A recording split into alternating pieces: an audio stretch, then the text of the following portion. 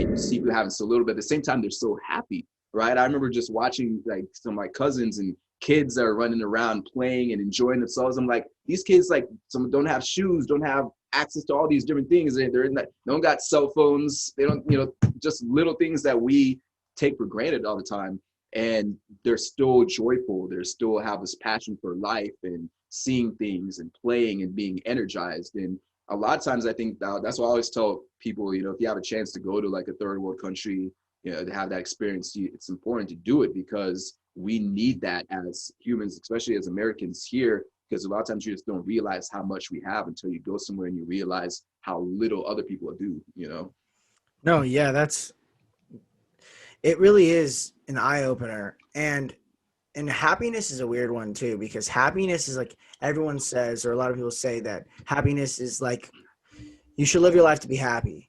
But then there's a rich family, a kid got his 16-year-old, 17-year-old got his second Lamborghini and he's not happy. And you go to a third world country and he got some clean water and he's ecstatic. Ecstatic, yeah. And so happiness is very relative. So I think, the meaning comes within the social relationships between the people you have, because you could be rich or you could be poor, but the one thing that changes is like the people around you. I've had this weird shift in my mind these last few years, and one of them has been like, I realize I'm more happy. Like, the happiest I am in situations is when the people that I love around me are having a great time, Yeah.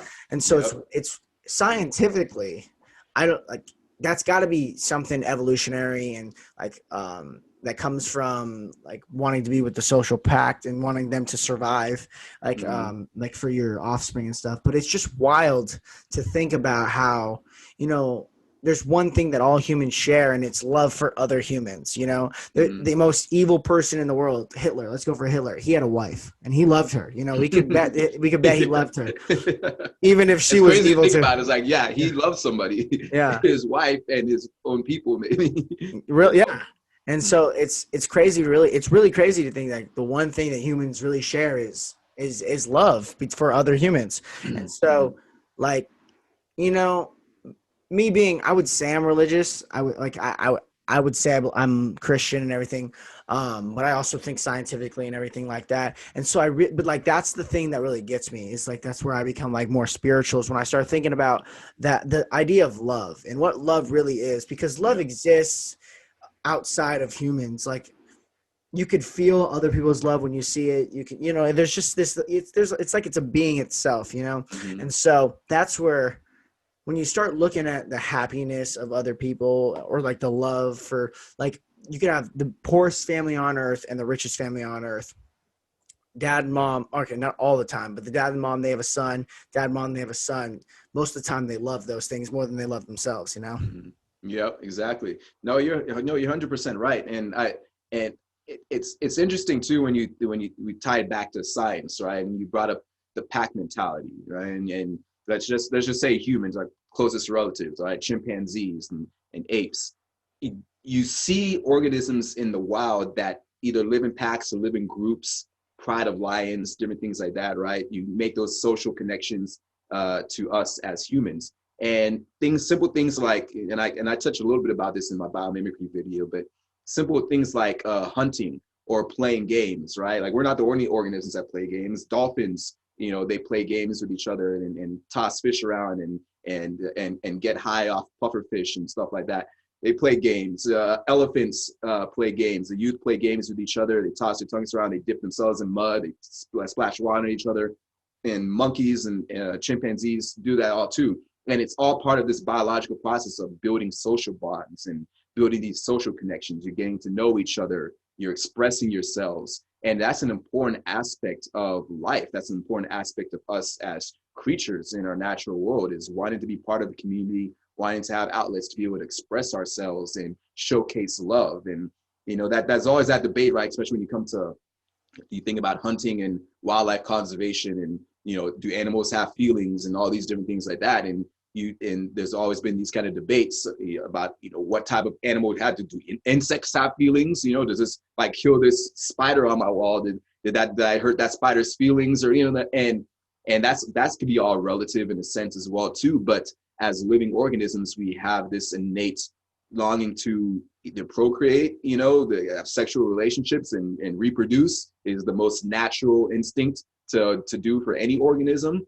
That's a feeling, that's an emotion. If you want to, if you want to go in depth about that, you could break that. You could, argue on both sides, but wanting to procreate and wanting to create babies could be a sexual feeling. All these different things, right? And I think it's important to look at all those aspects and look at those connections, because it does help us understand each other better. Helps us understand why we do the certain things that we do, why we act a certain way. And especially right now in this pandemic stage, we were talking earlier about humans having a difficult time and things being relative as far as what we see as happiness, and comparing what's going on in South Africa to things happening here. We've had a tough time getting through this pandemic, one because we're so filled with pride, and we're so privileged to the point where things happen in us in our community and we're like, I don't want to wear a mask because you're taking away my rights and blah blah blah or whatever, and then even with racial justice and all these different things like that, and I was like, I don't believe in this, and because we have been in this space where we are so open to be able to do so many different things and what we want.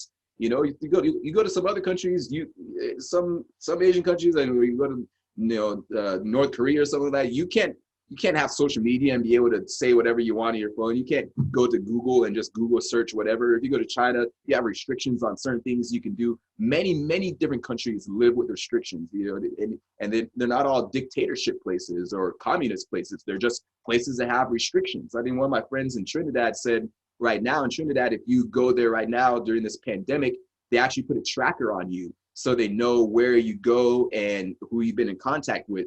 And that the government just did that. Imagine if they tried to do that here, how much uproar there'd be, but it's because we're so, yeah, they're like, no way, there's no way, like people would be out in the streets rioting right now because of it.